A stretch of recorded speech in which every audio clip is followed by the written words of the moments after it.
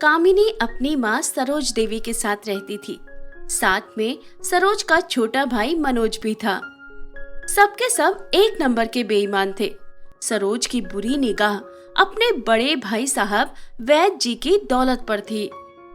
वैद्य जी बहुत ही सरल स्वभाव के थे और बहुत अधिक पैसा होने के बावजूद उनके अंदर जरा भी घमंड नहीं था।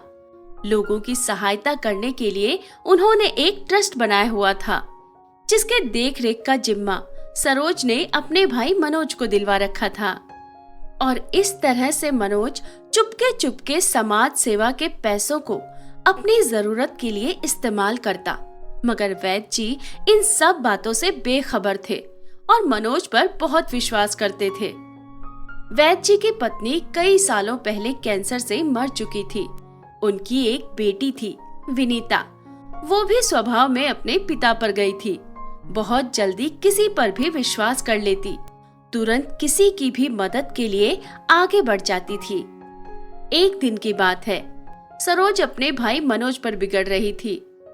मनोज, तुम किसी काम के नहीं हो। तुम्हें भाई साहब के ट्रस्ट की देख रेख पर मैंने पिछले साल लगवाया था और तुम हो कि आज 1 साल बाद भी चवन्नी अठन्नी गिन रहे हो। अरे, तुम्हें तो अब तक पूरा खजाना ही खाली कर देना चाहिए था। तुम ठीक कह रही हो मम्मी, कामिनी बोली। सच में मामा जी किसी काम के नहीं रहे। मनोज ने कामिनी को जोर से डांटा, फिर बोला, बहना, ये काम इतना आसान भी नहीं है जैसा तुम समझ रही हो। ये करने के लिए मुझे भाई साहब को हमेशा के लिए रास्ते से हटाना होगा। तो हटाओ ना, तुम्हें रोका किसने है? और फिर वे सब मिलकर वैद्य जी की हत्या करने की साजिश रचते हैं।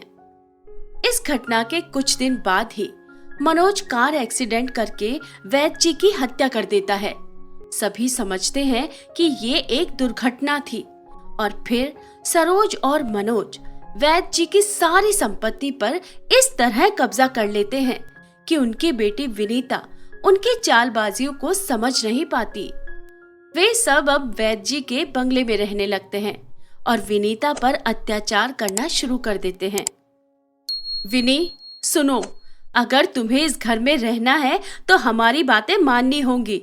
तुम्हें अच्छी तरह पता है कि भाई साहब ने यहाँ की सारी जिम्मेदारी और अधिकार मरने से पहले मुझे सौंप दिए थे। अब खड़ी खड़ी मेरा मुंह मत ताको, काम करो।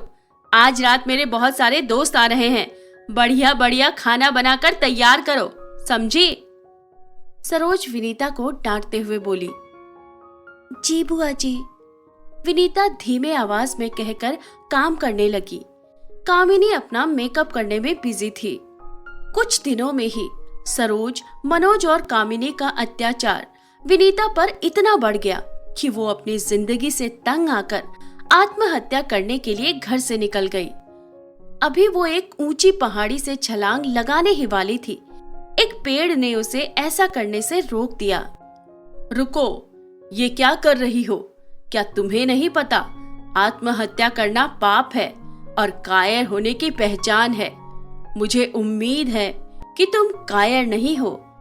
विनीता फूट फूट कर रोने लगी, फिर बोली, मैं कायर नहीं हूँ, मगर अपनी जिंदगी से निराश हो चुकी हूँ। अब इस दुनिया में मेरा कोई अपना नहीं है। लेकिन तुम बोल कैसे रहे हो? क्या तुम कोई जादुई पेड़ हो? हाँ, मैं जादुई झुमका वाला पेड़ हूँ। तुम्हें आत्महत्या करते देख मुझसे नहीं रहा गया। मैं तुम्हारी मदद करना चाहता हूँ। तुम मेरे पास से ये जादुई झुमका ले जा सकती हो। इसे पहनने के बाद तुम्हारी बहुत सारी परेशानी का अंत हो जाएगा, मेरा यकीन करो। झुमका वाला पेड़ ने विनीता को 2 जादुई झुमके दिए। उस पेड़ का शुक्रिया अदा कर विनीता ने झुमका पहन लिया और अपने घर आ गई। वो बहुत ऊर्जावान महसूस कर रही थी। उसी रात जब वो आईने में खुद को देख रही थी, एकाएक उस आईने में वैद्य जी के साथ घटी सारी घटना दिखाई देने लगी। अब वो सारा माजरा समझ गई थी। उसके मामा और बुआ ने मिलकर ये साजिश रची थी। वो पुलिस को सारी बात बताने का फैसला करती है, मगर तभी वो आईने में जादुई झुमका के पेड़ को देखती है जो कह रहा था, रुको विनीता, पुलिस के पास जाने से तुम्हें कुछ हासिल नहीं होगा, बल्कि तुम्हारे दुश्मन होशियार हो जाएंगे। इन्हें दूसरे तरीके से मजा चखाना होगा ताकि वो खुद अपना गुनाह कबूल कर लें। और फिर पेड़ उसे अपना प्लान समझाता है। अगले दिन कामिनी विनीता के कानों में वो झुमका देखकर कहती है, अरे बड़ा प्यारा झुमका है मम्मी, मुझे ये झुमका चाहिए। ये कोई ऐसा वैसा झुमका नहीं, जादुई झुमका है। इसको पहनने के बाद तुम और भी खूबसूरत हो जाओगी। ये बात है, तब तो मुझे ये जरूर चाहिए। कामिनी जिद करने लगी। इसे लेने के लिए तुम्हें जादुई झुमका वाले पेड़ का फल खाना होगा। उसके बाद ही तुम्हें तुम्हारा झुमका मिलेगा, जिसे पहनने के बाद तुम और भी सुंदर हो जाओगी।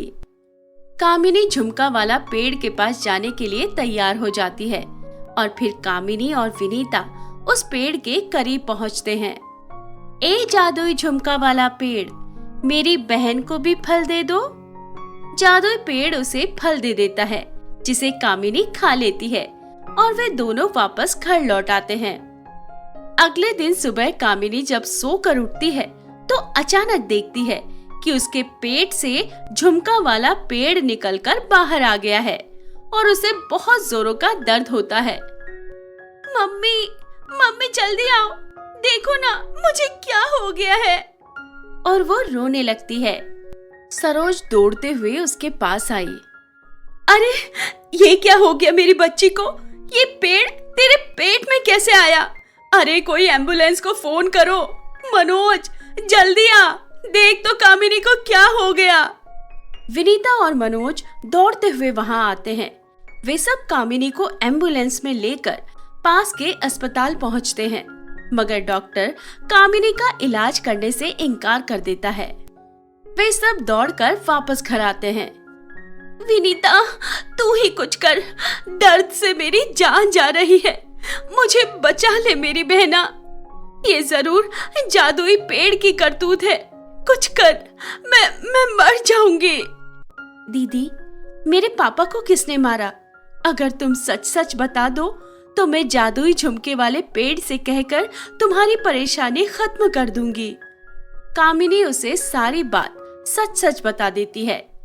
विनीता पुलिस और मजिस्ट्रेट को फोन करके बुला लेती है, जिनकी मौजूदगी में वो अपना गुनाह कबूल कर लेती है और पुलिस सरोज और उसके भाई मनोज को गिरफ्तार कर लेती है।